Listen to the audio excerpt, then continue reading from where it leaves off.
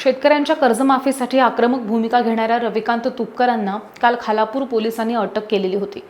शेतकरी आणि पोलिसांमध्ये मोठा संघर्ष काल मुंबईच्या वेशीवरती पाहायला मिळालाय।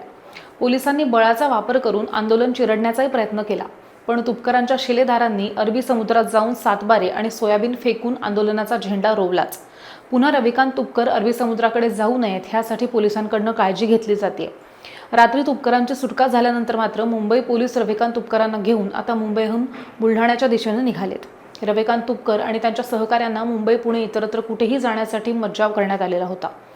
त्यामुळे रविकांत तुपकरांच्या गाडीच्या मागे पुढे पोलीस गाड्या स्कॉटिंग करत आणि प्रत्येक पोलीस स्टेशनच्या हद्दीमध्ये मुंबईपासून बुलढाण्यापर्यंत येण्याच्या मार्गावर त्या ठिकाणी पोलीस अधिकारी तैनात करण्यात आलेले होते।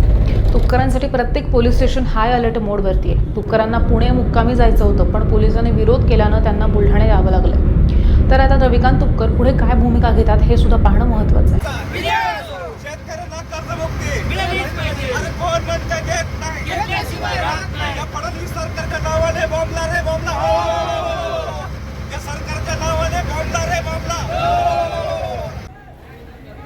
क्रांतिकारी शेतकरी संघटनेचा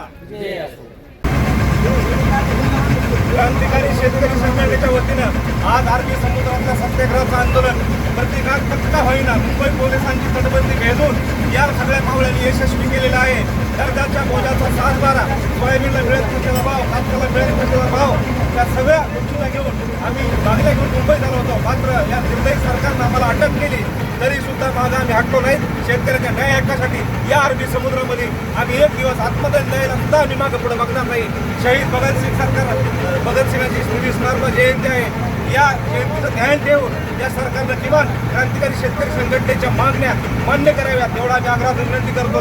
आणि रविकांत तुपकरांना तुम्ही अटक केले, लोकशाही मार्गाने चाललेल्या आंदोलनाला तुम्ही अशा दडपण्याचा प्रयत्न कराल तर महाराष्ट्रातला गावगाड्यातला सामान्य शेतकरी या समुद्रामध्ये तुम्हाला दिसेल।